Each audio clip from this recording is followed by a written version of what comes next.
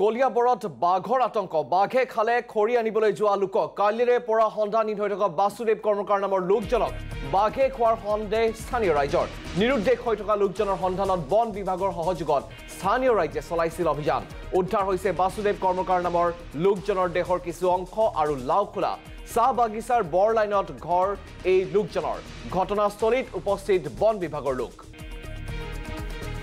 আৰু এই বিষয়ে আমাক সবিশেষ জনাব জ্যেষ্ঠ সাংবাদিক গৌতম বৰাই গৌতম হয় কলিয়াবৰ চাহ বাগিচাৰ যিজন বাসুদেৱ কৰ্মকাৰ যোৱাকালি খৰি ল'বলৈ আহি নিৰুদ্দেশ হৈ আছিল আৰু সেইজনৰ ইতিমধ্যে কিছু দেহৰ কিছু অংশ উদ্ধাৰ কৰিবলৈ সক্ষম হৈছে যি কামাখ্যা সংৰক্ষিত বনাঞ্চল আৰু কলিয়াবৰ চাহ বাগিচাৰ মাজৰ এক ঘন জংঘলৰ মাজত বন বিভাগৰ এগৰাকী বিষয়া মই তেখেতৰ পৰা জানিব বিচাৰিম যিহেতু কেনেধৰণে ঘটনাটো হ'ল কি ক'ব যিহেতু ইতিমধ্যে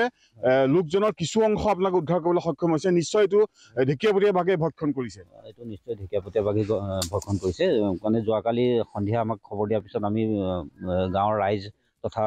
শিলঘাট আৰু কিচকী মিলি পেলাই আমি গোটেই এৰিয়াটো চাইছিলোঁ তথাপিও ৰাতিৰ আমি ইমান ধৰক ভিতৰলৈ সোমাই অহা নাছিলোঁ কিন্তু আজি ৰাতিপুৱা আমি আহি মানে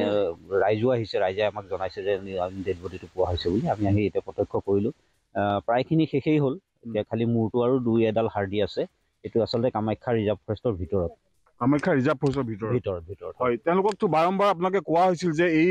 বিয়লিৰ ভাগত বা দিনৰ ভাগত হ'লেও ইয়ালৈ খৰি ল'বলৈ তেনেধৰণে আহিব নালাগে যিহেতু ইয়াত কেইবাটাও বাঘ আছে আৰু বিগত বৰ্ষৰ পৰা বাঘে বিচৰণ কৰি আছে আৰু তাৰপিছতো আপোনালোকৰ কথা ইয়াতে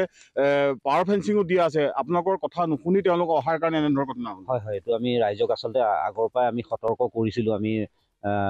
দুই চাৰি ৰাইজক মানে বাগানত কাম কৰা ৰাইজক লৈ পেলাই আমি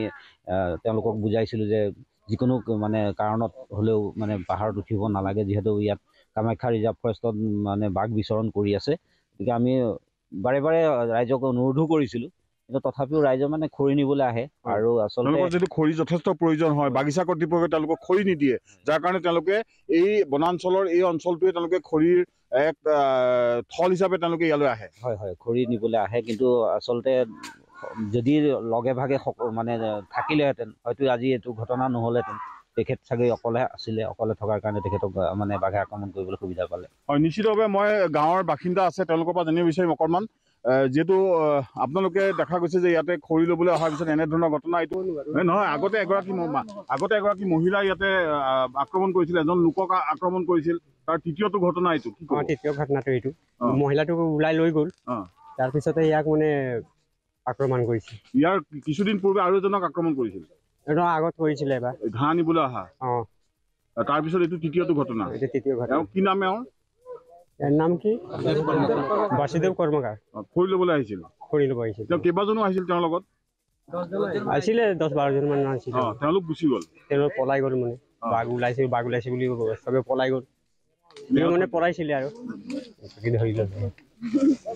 হয় এনেধৰণে আচলতে তেওঁলোকে ইতিমধ্যে কৈছে যে যিজন 10জন লোক আহিছিল আৰু তেওঁলোকৰ বাকীসকল গৌতম বৰা আপোনাক ধন্যবাদ জনাইছোঁ